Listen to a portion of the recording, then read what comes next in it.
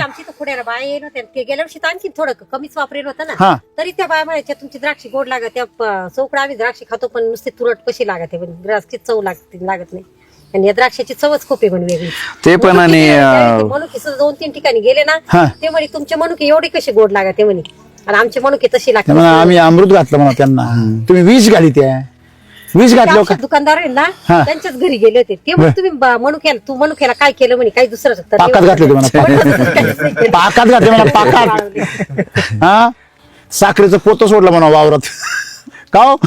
ते पण आणि व्यापारी खळून पडला होता मार्केट बदललं होतं थोडस लेटला नंतर बर बर दुसऱ्या प्लॉट बर बर तर त्याला ते 48-50 ने दिला होता माल तो हा त्यावेळेला बर तर नंतर रेट 40 वर आले होते फार बर बर बर तो म्हणे तुम्हाला कमी करावं लागतं बर. 45 लावा म्हटलं जमणार नाही बर मी हाय तुला त्याच घ्यायचं तर भावात घे नाही तर हा. घेऊ नको हा बर मग तर तो म्हणे मी घरी गेलो फोन करतो मग चालेल म्हणे मग हा. त्याने थोडा बागेच्या बाहेर गेला आणि केला फोन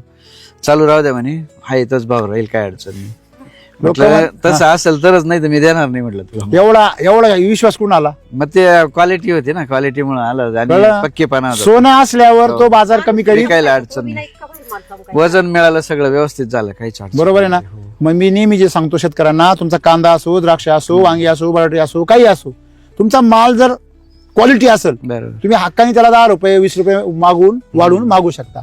बरोबर आहे की नाही तुम्हाला माहिती आहे कारण हा माल टिकणार आहे हा. हा बाजारामध्ये टिकणार आहे बरोबर आहे की नाही पण जो माल आपल्याला कळतंय का सब घोडे 12% तर आपण काय अडणार आहे खरं आहे ना